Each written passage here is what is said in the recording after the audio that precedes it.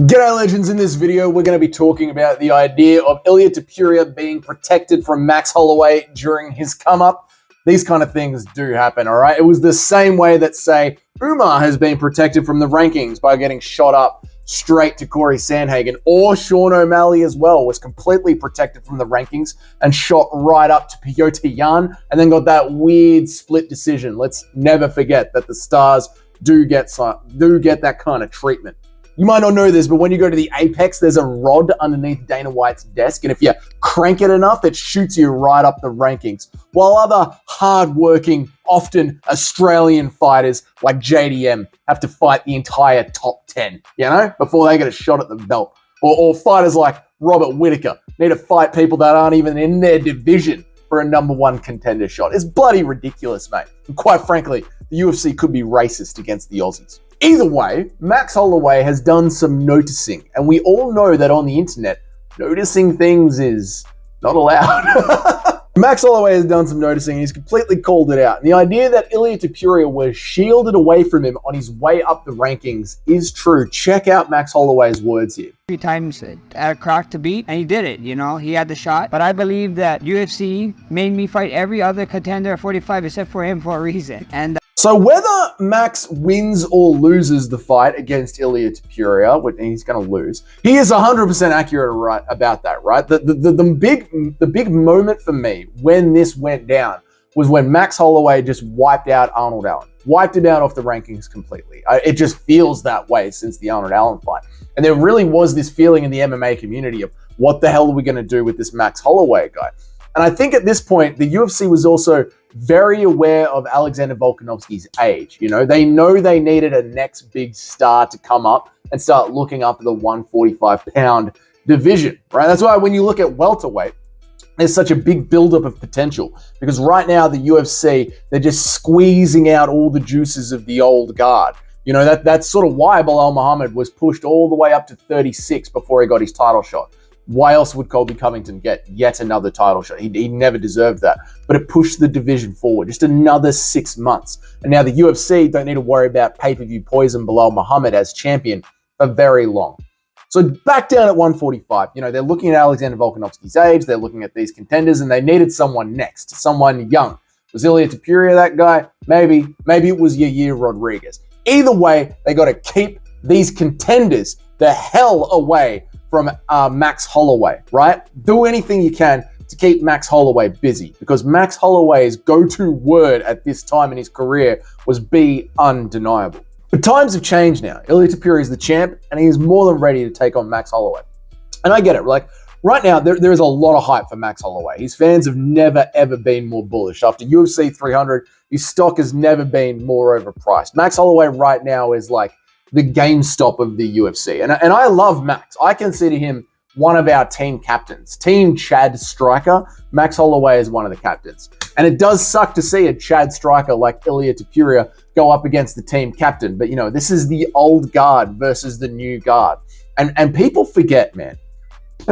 People forget, man. People forget. When you become a champion, there is this certain switch that happens in your mind. You get like 30% better. This is a thing that's often talked about in the fighting community. It's weird that no one told that to Leon Edwards or Sean O'Malley. But you get what I'm saying. There is this switch in your mind once you become champion. And for a lot of fighters, they do become like 30% better once they go. And I do think that switch has flipped for Ilia Topuria. On top of that, we all saw Ilia Topuria's face when Max Holloway removed Justin Gaethje from the planet at UFC 300. We saw his face. We know what he looked like. But I think that might have really locked him in, woken him up, realized that there is a big, big battle ahead of you when it comes down to fighting Max Holloway. And obviously, Max Holloway was going to be next for you, Ilia Topuria. And when Ilia Topuria's striking is locked in, it's scary. It is scary good. He will find a way to land that body shot and then land the big overhand, and he does it multiple times. He is known for doing this. And Max Holloway When you just please go back and watch Max Holloway's fights. The second fight against Volkanovski, the third fight against Volkanovski, obviously. But watch the Calvin Kattar fight. You'll love it. It's a great fight. But Calvin Kattar does put hands on Max Holloway. So does Brian Ortega. So does the Korean Zombie. If these hands land consistently on Max Holloway, Ilia Topuria is going to start landing a lot of damage, and he's going to land that slick combination that he loves so much. Do I think that he's going to sleep Max Holloway? No. No, I don't think that he will.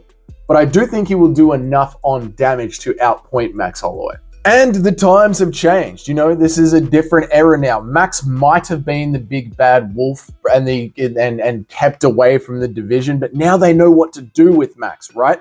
Now they never needed him as the 145-pound champ after Alexander Volkanovski beat the living piss out of him.